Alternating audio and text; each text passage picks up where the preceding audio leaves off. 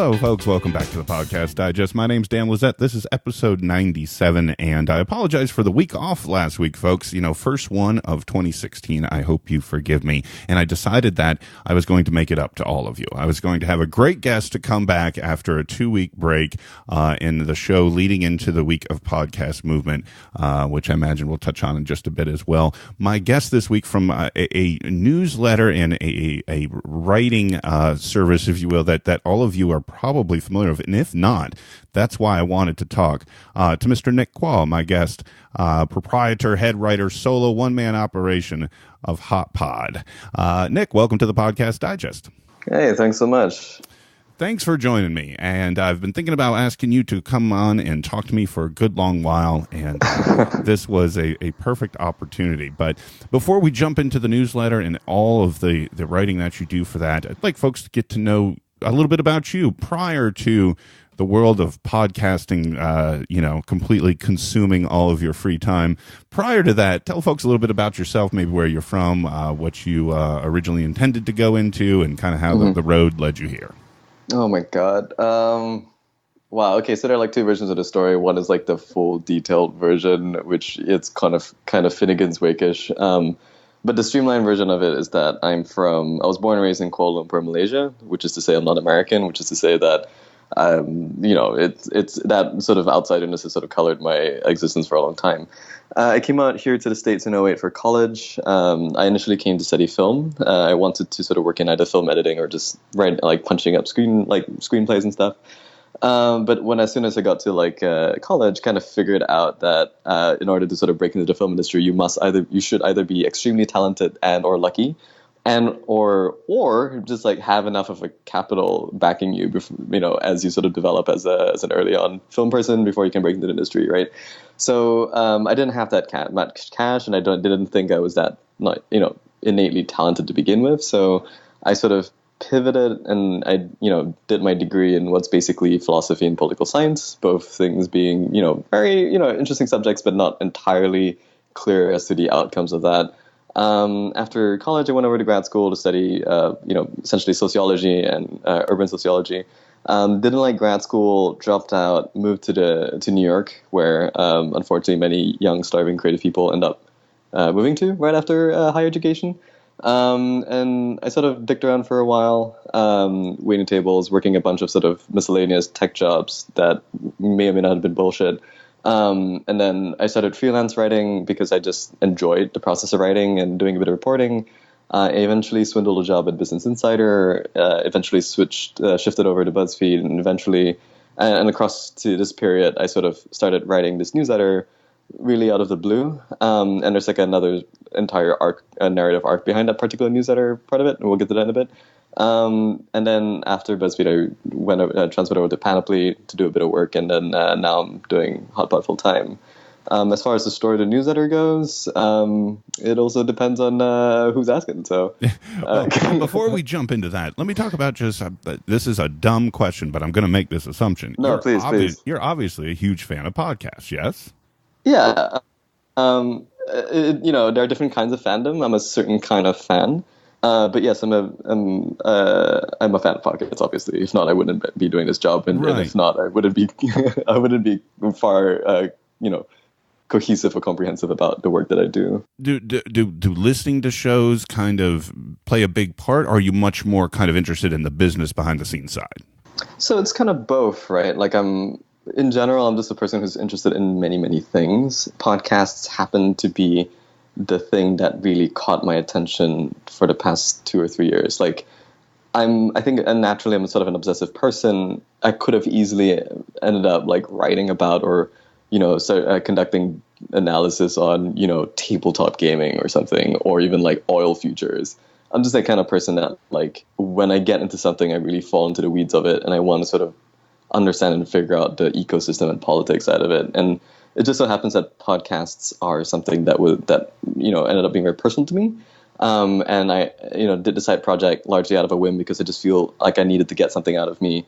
And after a while, I just started seeing like, oh, there was enough of a traction here. It's sort of people are responding to the things that I'm writing about, and they're responding to to how I'm thinking about it. They might not agree, and I think it's excellent. I think when people disagree with me, like it's really, I really believe in the power of a point of view, and if you don't piss somebody off, I think if you don't believe in things that might run into contra with the views of another person, I think you're probably not doing a good job thinking something thinking something through.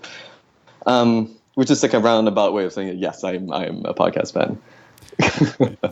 Perfect. Now, when you started this, I'm curious. I wasn't around on day one, obviously, but how did you first shoot this out? Was this just a Tumblr or a Blogger site that evolved, or what was kind of the early days of Hot Pod? It was a tiny letter from day one. Okay, so the story was that. So it was November 2014. We were sort of thick in the very middle of Serial, and I at that point had been listening to podcasts for easily about 3 or 4 years. In the history of the medium itself, it's not very long, and sort of my relationship with podcasting began when I was in college. Like I just started consuming it first for education, then eventually for therapy. Like I was not happy in grad school, and so that's when I sort of like took a lot of long walks, and I just sort of started consuming a whole bunch of backlogs, a whole bunch of podcasts, and it's sort of when I begin to have a sort of understanding of the medium form in my head. Like I sort of have an understanding of the way it makes me feel, the way it works, what doesn't, and then one thing led to another, sort of like poking around, figuring out how CPMs works and stuff like that. So flash forward to November 2014, Serial's catching some attention. I saw two things happening. One was that people were beginning to write about that podcast, and they were beginning to write about podcasts in general. And I felt sort of like a lot of the write-ups were just basically tourist pedestrian write-ups. There was sort of a lack of depth when it comes to the analysis of the particular of the medium and what makes it particularly interesting, not just as a medium, but sort of within the context of other mediums. And the second thing that I sort of noticed was that a lot of people started emailing me because they knew that I listened to all the podcasts, and they were like, yo, I really, really like this Serial thing. What else should I be listening to? And so I started getting enough of these emails that I was like, fuck it, I'll just throw in a tiny letter together, do this on the side, and then do a bit of like analysis stuff because I just personally found it interesting to do. I have no prior background in analysis or like industry research or whatever. But it was something that I just, my brain naturally went to those directions, and I just like basically word vomit it every week. So that's essentially how the premise of how it started. It started small and just got, it just sort of evolved over time from there. And that evolution was, what would you say? What did it start off slow, like when you started out in the tiny letter? And that is primarily an email delivered format, yes? Mm-hmm. Yeah, it's a very, very simple newsletter CMS. Right, and there are several people out there using them, and I've had some guests who author those as well. Great stuff that is focused much more on sort of show recommendation. However, that's rarely some place you go. Is that a fair statement? That on occasion you may throw that out there, but you're much more on sort of the business trend side of the industry, yes? Yeah, I mean, that's where I ended up focusing on largely because, well, initially I ended up focusing on industry analyses because it was interesting to me, and enough people who run certain companies or run certain podcasts, got into a conversation with me such that like I felt like I've developed like a strong enough source base and developed a strong enough like sort of body of narrative that it ended up being sort of a path dependent situation. Right now, I don't do a lot of recommendations for two reasons. One, sort of the nature of Hot Pod has long been sort of the story of the industry as opposed to the story of an individual podcast, and that's sort of what I've tried to aim to do. And also, I mean, recommendation letters, I kind of feel like my I think that's sort of a genre that's already fairly dense. I think a lot of people have sort of picked up on it, and it's great because that is really important. There isn't just one recommendation newsletter. There should be 15, the same way that there shouldn't be just 2 movie critics in the world. There should be 25 or 2,500, so that there is no sense of a monoculture necessarily, but there is a sense of a multiplicity of views into recommendations, which is all to say that I doubled down on industry analyses because I've always been doing it. And also, like, I just didn't see any real value add I could bring from recommendations part of it, unless I like really sat down and wrote what is essentially an Emily Nussbaum style piece on a given podcast, which is something that I'm personally interested in, but it's something that I'm not interested to monetize as a business. Right. So there's also a larger argument of sort of like business models that falls in that. You know what's interesting is I bet more recommendations come out of Hot Pod inadvertently than you might imagine. I know on any number of occasions you may write about a situation or story surrounding a show or a network and a, you know, the sort of the backstory or what's been happening or results of research or where shows appeared on, you know, particular charts, and that may make me go and check it out, that type of thing. So I bet that happens, you know, way more than you might anticipate. Yeah, but there's a difference in recommendations between like, so there has been a spike in podcasts about woodworking, and then these are the 5 podcasts that like I noticed do interesting jobs with woodworking material, versus recommendation going like, this I think is a really important show. This is a very important episode. Let me tell you why. Yeah. And the second part, I think it's like really that genre is really, really interesting to me, and I think enough people are trying to do that, though it's like, I think it's still very much early days of it. And if you sort of take a 500 steps backwards and kind of look at a broader scope of where media and cultural criticism is going, like, I think it's all kind of incremental, and these things sort of requires a legitimization from an institution. And so there's like a lot of things at play as well. But yeah, broadly speaking, yeah, that's more or less, I think you're spot on with the observation. So when you talk about early days, let's go back in time again to that first couple of tiny letters go out. Talk to me about sort of the growth, because now, as most people that have come to this episode to hear you talk about it recognize, you sit sort of in a very high tier, of you will, of sort of industry news and a valuable resource for a lot of people in and around the industry. But I imagine that wasn't the case in the first few weeks. Sort of take us sort of through that. What happened? I guess as a podcaster, and as a lot of people listening, always want to know about kind of how did this happen? And I think the answer is going to be the same with most other people. And I think if anybody who's ever made a thing that suddenly became a thing, if they told you that they knew exactly what they were doing and how they did it, I think at least 60% of that would be just complete bullshit. But I have no idea what happened. I think like, I literally, all I did was tweet out the newsletter a couple of times, and I sent it to the 20 people who wrote me asking for recommendations. And then I considered tweeting every time I published it, but then at the time I was working at Business Insider, my editor was like, yo, it's not cool to like tweet out your side projects in the middle of the workday. I'm like, all right, I get it. And it just grew from there. To be perfectly honest, I don't know what a huge size. Well, I don't know what that means. I don't know what traction means from a very granular, discrete, quantitative standpoint.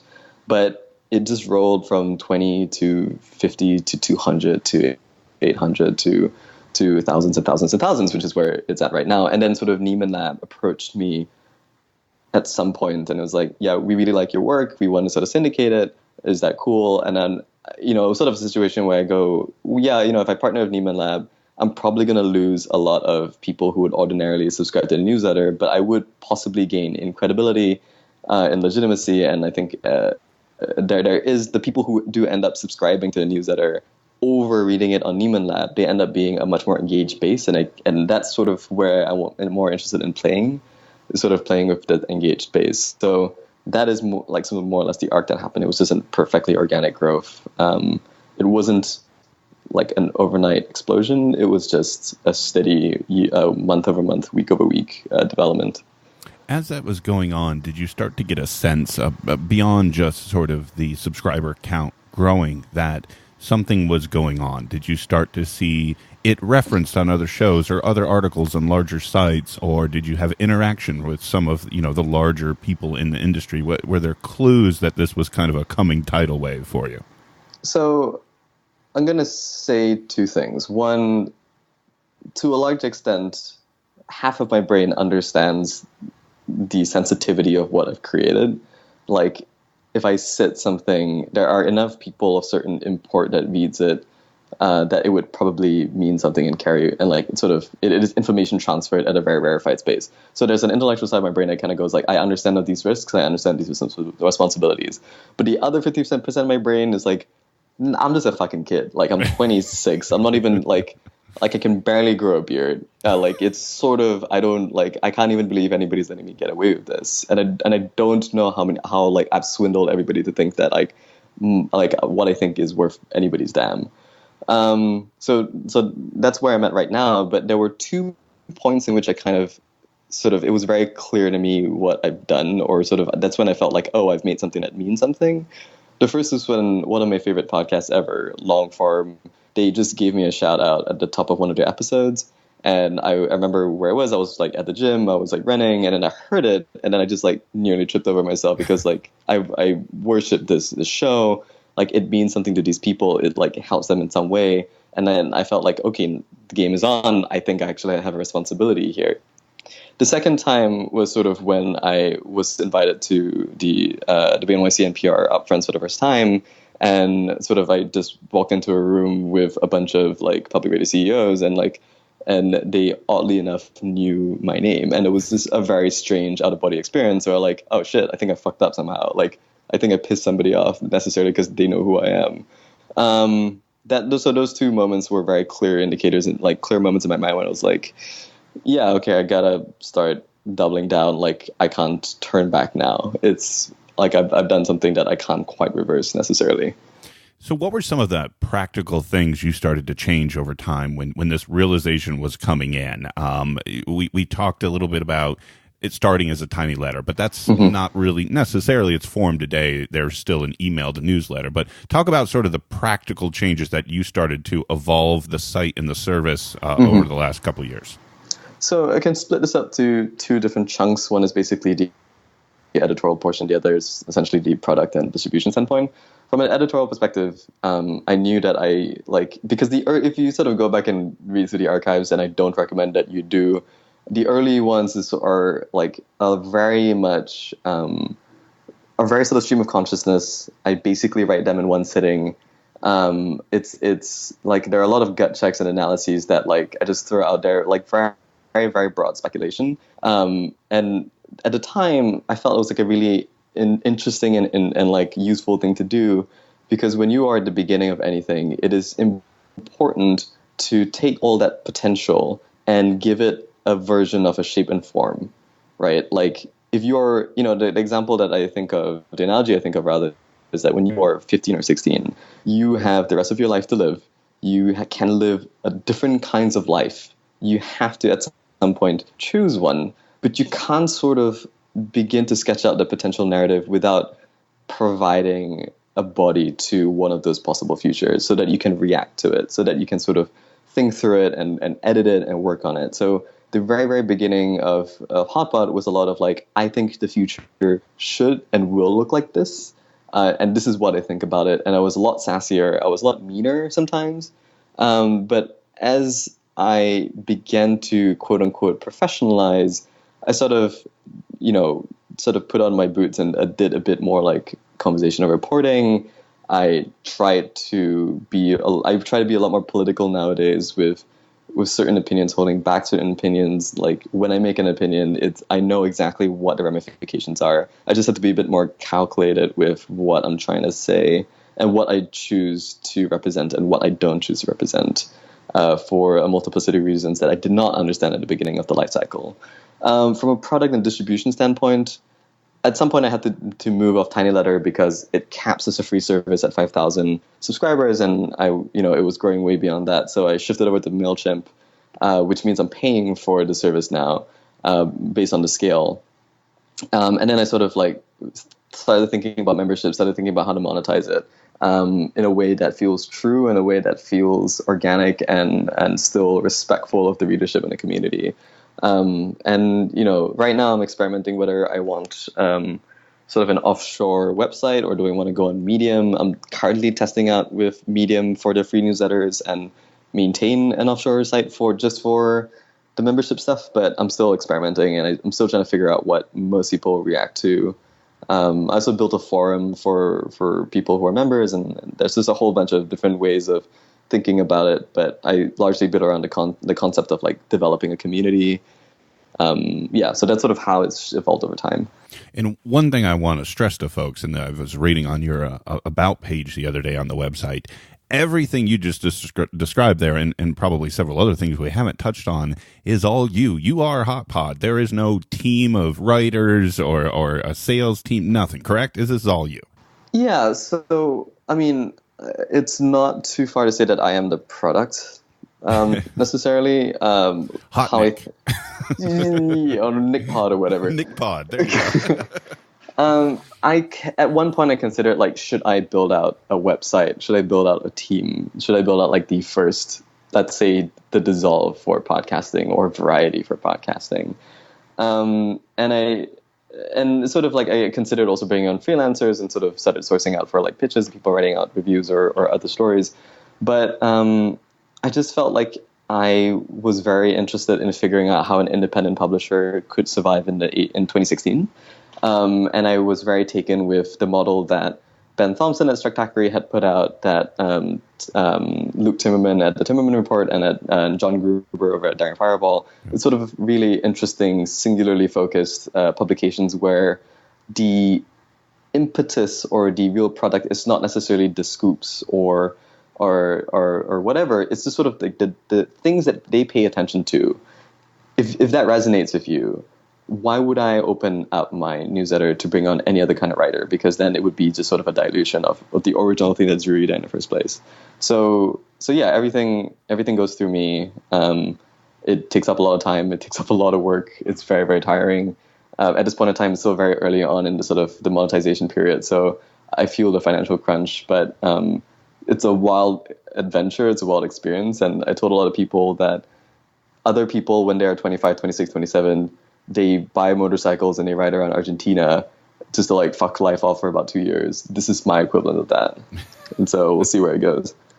You mentioned some of those other ones, like Stratechery and Daring Fireball, and the technology world. Those are people I'm definitely familiar with. And it made me think, just for a quick second, on John Gruber, Daring Fireball. He does a lot of, for lack of a better term, link writing, right? Where he will sort of source a link and then sort of add his 2 cents to it.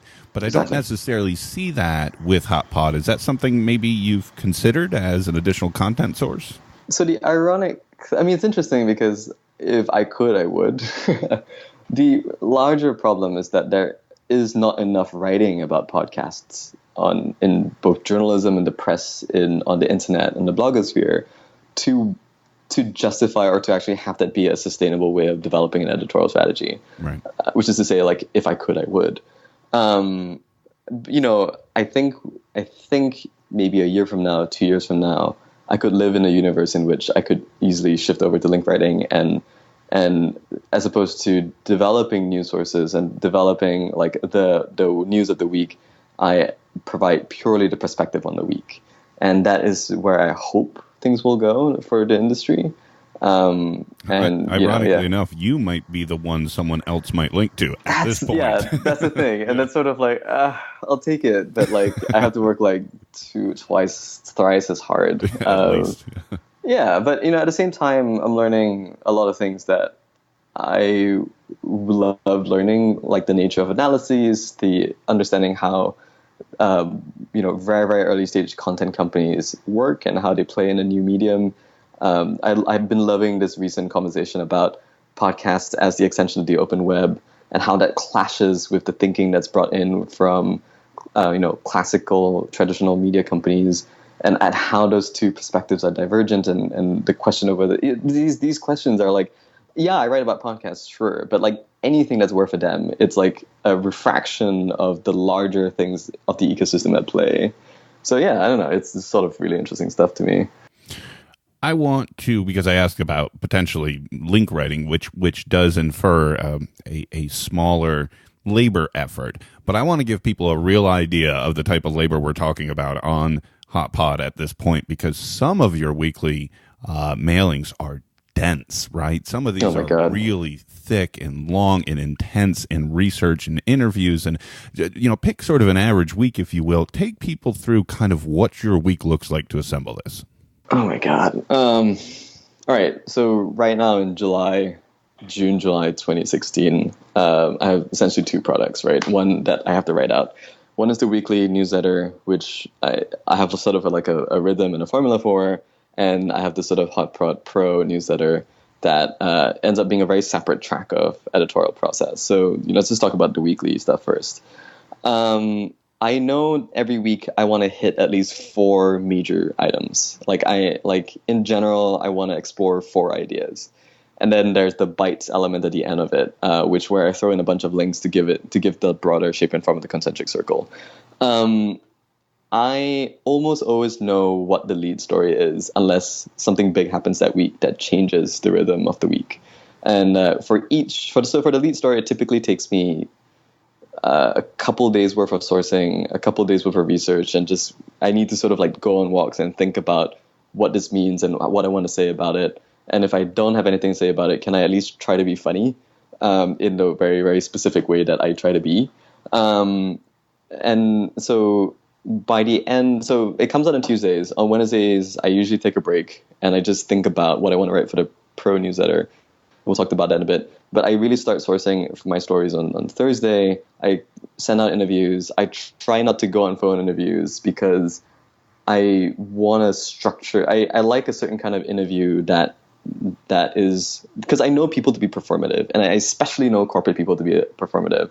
So what I want to do is essentially sort of send my sources typically 4 or 5 questions, and then I sort of like fuck around from there in the follow-ups. But I know generally what the development is and what the arc is. So Thursday, Friday tends to be sourcing and getting quotes and getting interviews and just like understanding what the shape of the idea or the item that I'm pursuing.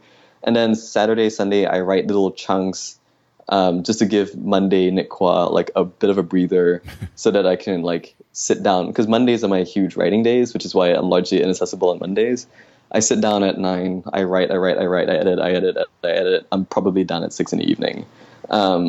And it's because like I take a long time to write in general.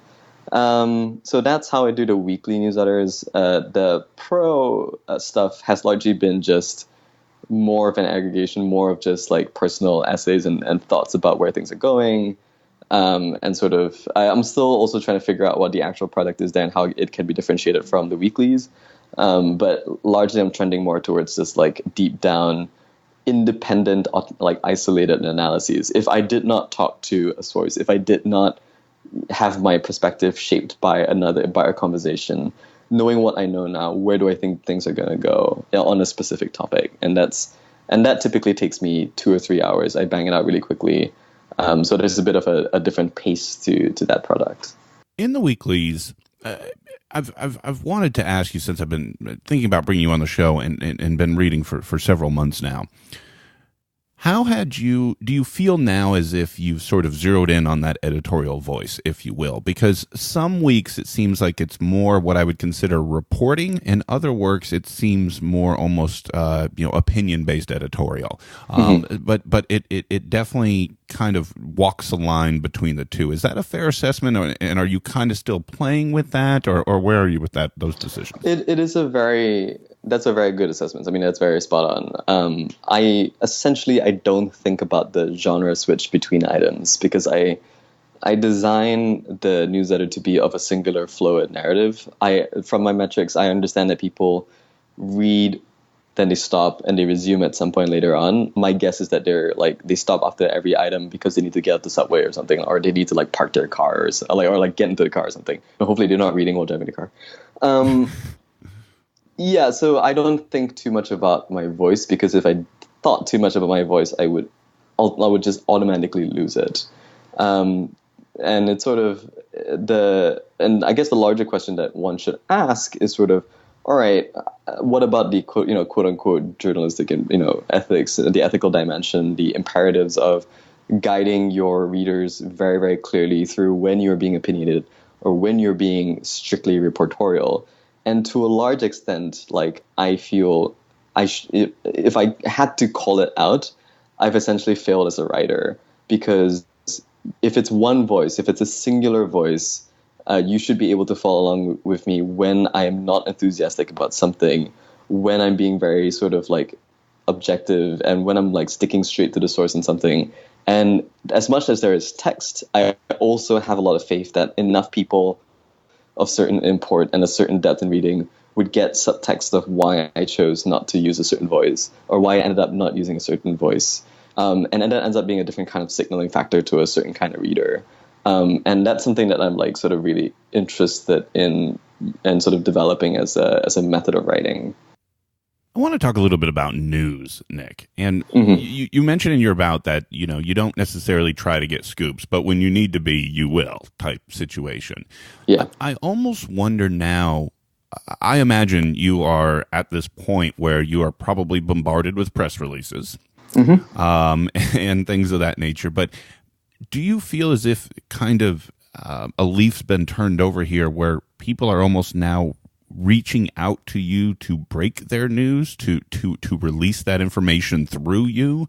And the reason I'm asking this, and maybe there's an appropriate response here based on this, but when you talked about First Day Back and the most recent one, Kelly Abacass is former guest of the show, and I always loved her work, and I follow her and The Herd and all that other fun stuff, and I found out through your newsletter that she had this new relationship with Scripps moving forward.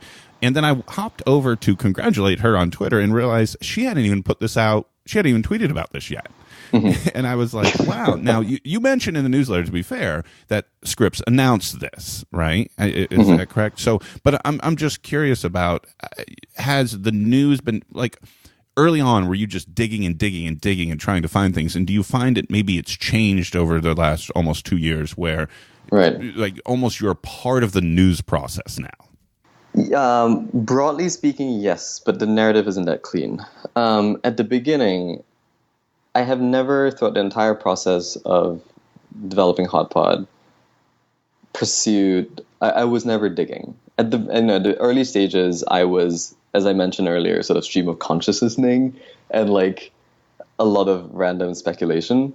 And as sort of things evolved and as I started getting a lot more attention, I did start getting a fair few press releases, and it ended up being a game of like, okay, if I followed up on a press release, can I get like an actual insight beyond the press release? And that's how I, started getting certain, scooplets, essentially, like sort of the scoop in the details as opposed to the scoop in the actual news hook. Right. But something like First Day Back, or or like a deep dive interview with Eric Nuzum or something, it comes out organically. So something that I've always positioned myself very clearly, at least to my sources, is that I don't consider myself a journalist or reporter. I just consider myself a columnist. And so when there are quote unquote scoops, it's largely because it's either it comes out of that sort of a version of the news process that you're talking about. Sometimes people reach out to me because they want to give me the scoop, in which case then it's a question of, can I get this relationship to evolve beyond a point where I'm just being sort of instrumentalized by the source? Can I actually find out what the truth is in what the source is trying to get me to do, and what is the actual truth of the source? That has sort of, led to sources being a bit more careful with me now as they did before. So, if somebody were to give me a press release about like a new show that like it's never been announced, like I might like pull off an analysis, or I might like talk to other sources that the person who sent the press release or like sent the initial scoop reach out to like find out more about it, and then you eventually get a story, a more interesting story out of it. So there is a sort of like a push and pull in that. But I'm sitting on a story right now that I'm thinking about like pursuing as a pure dig, because like not everybody in the space is working in good faith, and I'm still measuring my responsibility to be involved in the illumination and in the sort of resolution of certain conflicts, if I'm being very, very vague about it. So again, this is something that's like sort of a shifting, dynamic, fluid process that I have to sort of be very subjective with, largely because I'm a one-person, publishing operation. It allows you to be deconstructive of a lot of things that like media companies have built into the structures, like ethics and voice and stuff like that. So it's, yeah, I don't know if that answers your question, but no, I'm just thinking out loud. It does, because I was sort of curious on your position. I thought I knew it, and I probably get a tenth or a hundredth of the type of press releases that you get. But I'm subject to a lot of those as well. People who like to hop on here, they're launching a new show and whatever the case may be. And one thing I've always said about the Podcast Digest is that I'm not going to be somebody's free marketing arm. Right? Yeah, absolutely. That's exactly exactly how I think about it. Yeah. Exactly. I'm out there to kind of sort of, it's one of the reasons I was, attracted to the work that you do, because it does have your voice behind it, and it is your story that you're telling. And that's sort of what I've tried to do with this show, which is these are the shows and the people in the industry who I think are great that you should be listening to, or that can tell a great story about the work that they do. And I'm not going to let somebody drive that narrative for me. And I didn't think you were doing that with Hot Pod at all. And that's why I wanted to confirm. Yeah, it's super interesting because, I mean, especially in your position as well, right? Like, let's say I was, podcast company A. I'm like a mid-sized podcast company. I'm not like independently funded, but I have this show I'm putting out soon, and I really need it to work because like I have certain pressures behind me. Right. So like I have a certain view of marketing, certain sort of pathways of marketing. So I'm going to reach out to the press or reach out to like quote unquote influencers or whatever the fuck you want to call stuff like that, and see like, all right, I'm going to try to like increase some buzz on this end.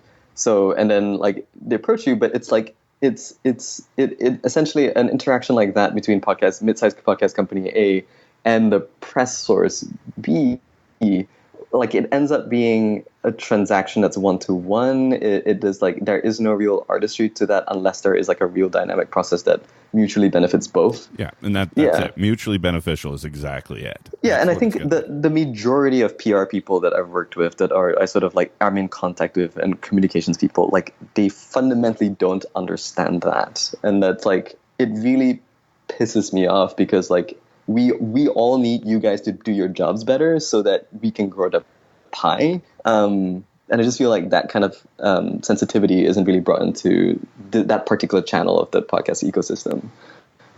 Not to be, dismissive of, I'm sure there are some good comms and PR people, but like, whatever. No, I'm sure that there are, but it's interesting because I will get this, and I'm sure you've seen this as well. Emails coming in from some of these sources where the font or a style or size will change, and you can clearly see they replaced one name with my name. Oh my god, yeah. And I immediately just discard those because it's like there's not even an element of.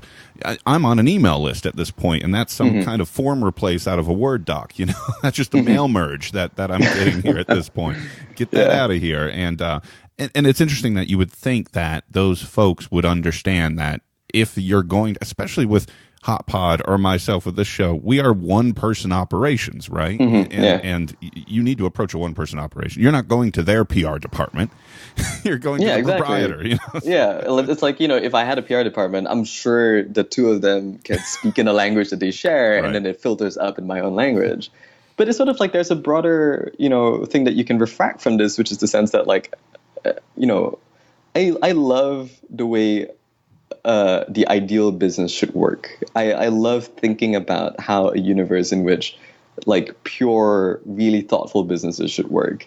And it's just like, thoughtful is the word I was, trying to like use. So highlights a keyword here, like just a delicate amount of thoughtfulness, like just a minimum. It just feels like that is such a rarity anywhere. And I'm not even sure that this is a nostalgic thing. I don't even know that people were thoughtful like 10, 20, 30, 40 years ago. In fact, I think people were less thoughtful back then. I just kind of feel like if there's anything that I pride myself on, if there's anything that I can clearly attribute as to one of the many factors that have contributed to me being whatever it is I am today, it is just being like a little bit more thoughtful than the next person. And like, I don't know, it's a sort of, I'm always grappling with that, I'm afraid.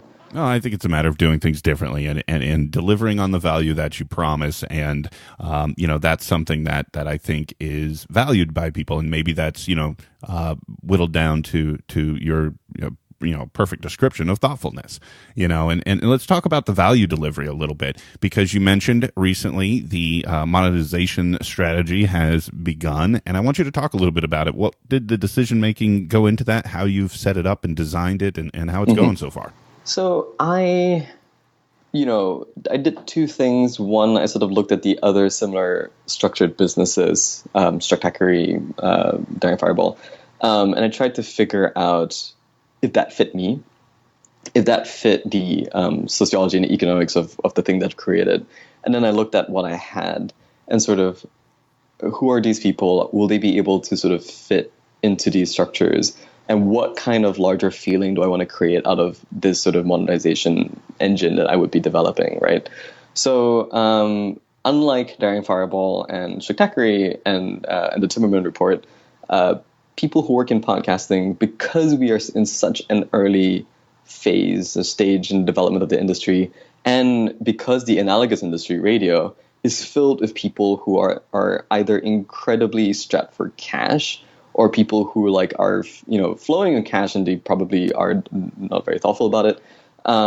Like there is a certain cap to the immediate core adjustable market, because I feel like the people who read me for like there is a combination of the people who are independent producers, who are people who are like a bit strapped for cash, with people who are like pretty good at cash. So I came down to a model because I wanted the path to monetization, the path to opt into support to be very, very clear. Like if I gave you 5 options and 5 different payment levels to contribute, I would have to structure out 5 different returns.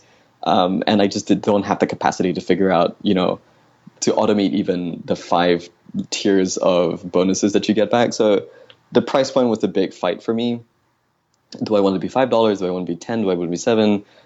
Can I chart out a growth path that makes sense to me and that can actually put me in a place where I can feed myself and all that kind of stuff? So the membership models also ties into how I think about what my actual value add beyond just the information. Like I think if you read HotPod, you are one of the many other people who read HotPod, which is to say you are a part of a very, very small community that chose to be more informed about your environment. And so I wanted to develop a space where like it could feel that way. So the membership was a reflection of how I wanted to double down on a sense of community. If you like, this very, very similar to the way, or analogous to the way that public radio does it. So that was sort of the main way I thought about monetization. I'm still playing around with classifieds. I don't know if I feel good about it necessarily, because the industry is so small and there's only so much value add I can bring to an advertiser. Most of the people who reached out to me are like podcast companies to advertise in classifieds, and A, there's an ethical dimension to that that's a bit sticky, and B, it's sort of those advertisers would essentially be advertising to both their competitors and like a pool of people that we're competing over. So that is actually the only like value add. But like, yeah, I mean, I'm still playing around with how I want to monetize it beyond the membership stuff. Yeah, maybe the advertising should be more like things like, I don't know, headphones and microphones. Yeah, I considered it. I considered it to like, like Reaper or like Hindenburg or whatever. I mean, it's possible, but it's sort of like, if I had more time and like really developed a flow in which like I had a set of time that I set out to focus on ad sales and ad lead generation, maybe that would be interesting. But just given the economics of my own time, I don't think that is a prudent move at this stage of the newsletter. But then I'm also considering like maybe a live events business, because I love live events. Like I just love going to like shows and shit. And it's interesting to me.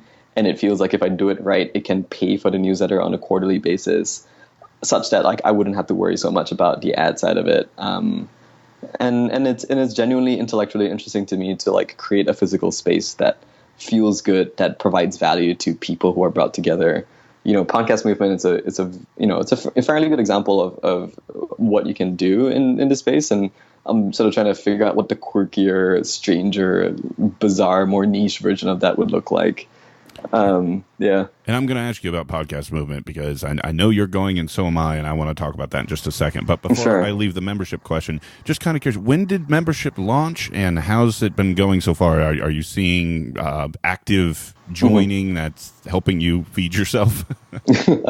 I launched it almost about 4 or 5 months ago. It very quickly hit a point where I could pay rent and food, basically living things with it. It is sort of like has plateaued in the past month, largely because I've been sort of a bit inconsistent with marketing it properly, with sort of delivering extra value for members through the newsletter. And also, I mean, this past couple of months have been sort of like messy on a personal front. But it's at a point where it's like, it is a very strong foundation, but I'm certainly, obviously, as one of those like, itchy upstarts, like I kind of always want to see a bit of that bump really, really quickly. So there's that sort of other pathways to growth that I'm like considering, and I'm still sort of thinking about how I want to market it out. Do I actually want to start spending money on marketing it? But I don't think so, and so I don't know. So it's going to a point where I'm comfortable with, but like I'm interested to figure out how to make it grow on a consistent level. You're content with phase 1, moving into phase 2.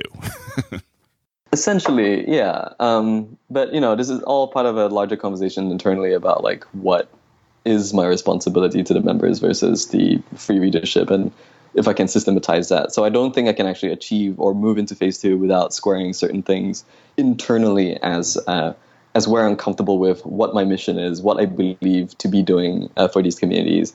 So I think I've hit the original cap, right? Like I think I have developed so much potential energy with the free stuff. I've converted them, and now the only pathway to grow is to really figure out and sort out my own shit. And I think that's like, from a psychological perspective, is also really interesting and like and productive for me to work through. So let's talk about podcast movement. This episode will be coming out on July 3rd, so it will be my most recent and live episode all week at Podcast Movement. So hopefully some folks will be checking this out from meeting me and meeting you at that show. So let's talk about, first of all, this sounds like to me like kid in candy store. Like you're just going to be networking your tail off, talking to everybody all the time. Sort of what's your game plan going in there? I don't really have a game plan. I've never been great at conferences. Like I think you probably can tell from this conversation, I'm like not the most extroverted of people. I have a bunch of people that I have already set up meetings with that I want to sort of, meet in person. But I just also want to like sit in on panels. Like I just want to like listen to what people are thinking and talking about.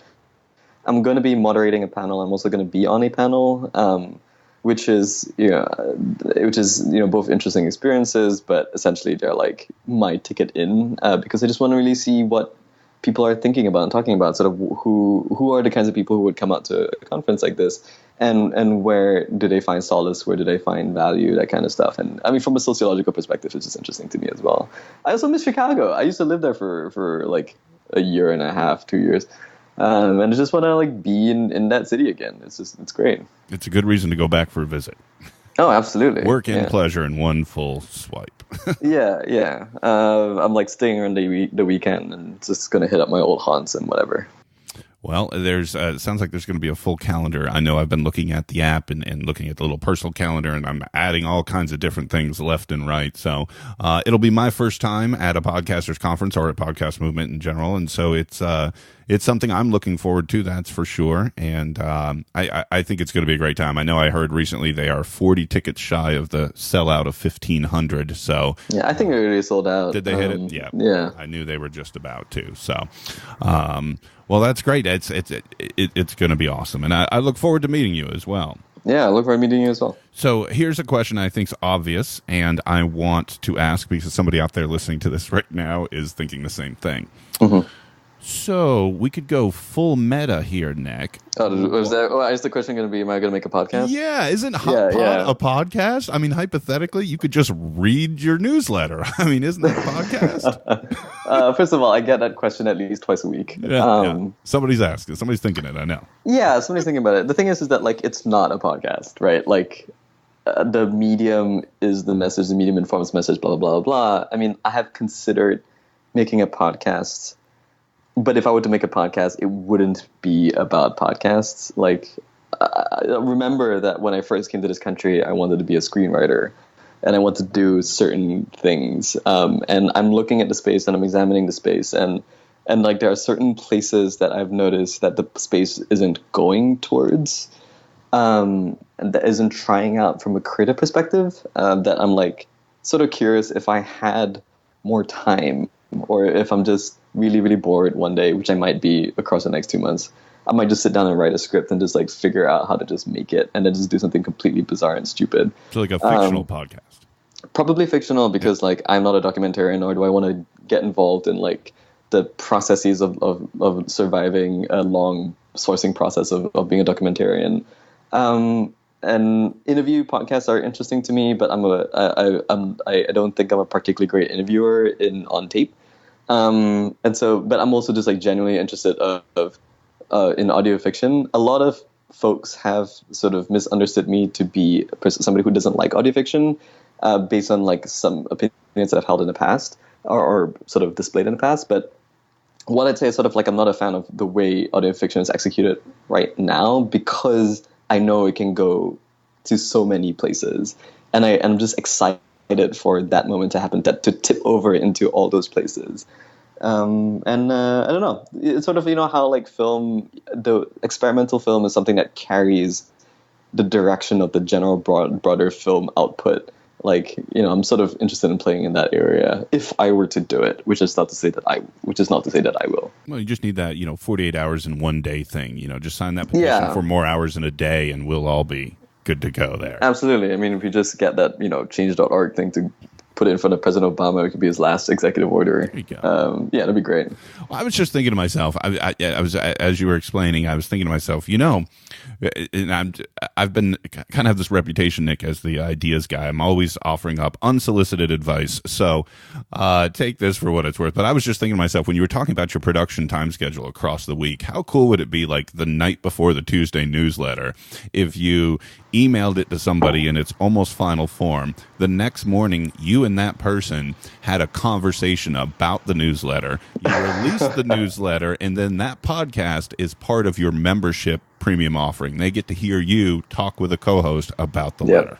So I have considered doing something like that, more of a sort of, behind the scenes or extra double down on the lead item or something. I have a really good friend that I used to work with in Panoply. He's still there, AC Valdez, and we tentatively called the project Hot Pod Hot Takes, where he would just comes in and like shits on my interpretation analysis, and like I have to defend myself, which is, I thought, like a really fun thing, and we would both be incredibly drunk when we do it. But it's a situation where like it takes a lot of time. Only for members. But there's also like a technological aspect. It's hard to like regulate members only stuff in a way that feels true, and it's like maybe it's there is a universe in which I could still do that and I would still pursue that. But to me, it's just a light chuckle for now. But we'll see where things go. Well, I got one final question for you before I'm going to ask you where everyone can go and subscribe to Hot Pod and follow you on social media and all that. This is kind of big and grandiose, but I was thinking about it, and you mentioned a minute ago, and you talked about an opening of a conversation where you're from, originally from Malaysia, and you came here in 2008, correct? Yeah. And you have, in a very brief amount of time, not only multi-degrees from school, but now launch this at least, very successful industry publication at this point, and with all these plans to take it further, you've done very well in what I think most people would consider a fairly short amount of time. Is this sort of the promise of coming to the U.S.? Is this kind of like the American dream? Is this what, like, when you wanted to come here, was this sort of what you thought you could do, or did this exceed your expectations? Was this more than you ever dreamed for? This is not where I thought this conversation was going to go. So, very, very few people know this about me. I really, really love this country. Like, I believe in this country. Like, I know it is difficult. It is deeply, deeply fucked up. Like, there are some incredibly systematic issues that's built into the system when it comes to race and class and inequality and all that kind of stuff. But I fundamentally believe that this country is amazing, and you're absolutely spot on with why I fought to get out here, because it is a place where you can still fight for things, and it is a place where you can still have a vision of the world, whether somebody agrees with you or not, and like you can leverage the media, you could leverage voice, you could leverage even the law. To conduct a system-wide conversation about how a country should look like. And from a micro perspective, it is a place where I could still do something like this. Like, it is a place where I could still, like, essentially be myself, or a version of myself, and make a decent living out of it. Right now I'm not making a decent living. I'm making whatever, but I have the potential to make a decent living. And if I were to fail at it, it's not necessarily because there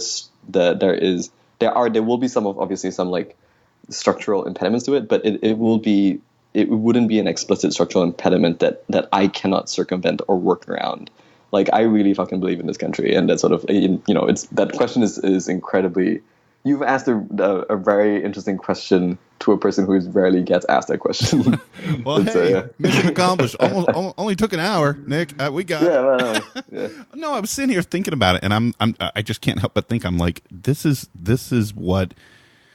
this is why we want people to come to create these things, to do the work that you're doing, to have somebody like you use sort of all the tools that are available to you to create awesome stuff. And I think Hot Pod is that awesome stuff, and I think it is just a start for you. And I think it's a great story. I love the work that you're doing, and I, for one, it will be a huge cheerleader behind you. Yeah, I mean, it's the argument for immigration, man. Yeah, exactly. Essentially what one of my larger dreams, or the larger thing that pushes me to make a newsletter, is that I want this industry to grow so that there can be more jobs, essentially, and more money for people who want to make this shit to keep making this shit. So immigrants fucking help create jobs.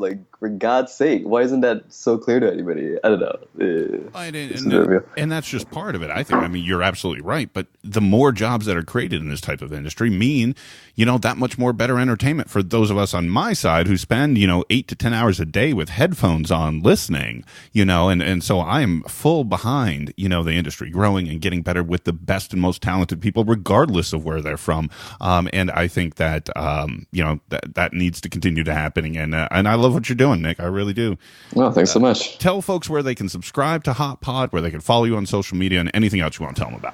You can find Hot Pod on hotpodnews.com to sign up for the newsletter, or to check out the membership stuff, to subscribe, to find me on social. But if you're on Twitter, I'm at NWQUAH. My avatar is Kermit, which is basically my spirit animal. So those are the two main places where you can find me. Theoretically, I don't use Facebook enough to be considered to being on Facebook, and I'm not on Snapchat, unfortunately. And so Twitter and my website is probably where you can find me. So do you absolutely hate the T-Lizard label, or do you like it? I find it an anthropological curiosity, and I kind of love the insanity of it. Okay, I just want to make sure, because I'm thinking to myself, a few days ago, I put something out there, hashtag T-Lizard, and I wonder if I just offended your spirit animal, Nick. Nah, man, it's all malleable. I think, well, hey, LeBron had the hat on, so, I think that was great. So, yeah. Nick, a pleasure to talk to you, and I really appreciate you taking the time. Of course. Thanks so much for bringing me on. Folks, that's it for this week on the Podcast Digest. If you guys are hearing this, I'm probably in Chicago right now at Podcast Movement, but don't worry, if all works well, I will have a new episode for you next week. So come back, check it out. Until then, my name's Dan Lizette, and I'll talk to you next time. Thank you for listening to the Podcast Digest. You can follow the show on Twitter at Pod Digest. Like the show on Facebook at facebook.com/The Podcast Digest. Email the show feedback at thepodcastdigest@gmail.com. And you can find all the previous episodes and exclusive blog entries at the show's website, thepodcastdigest.info.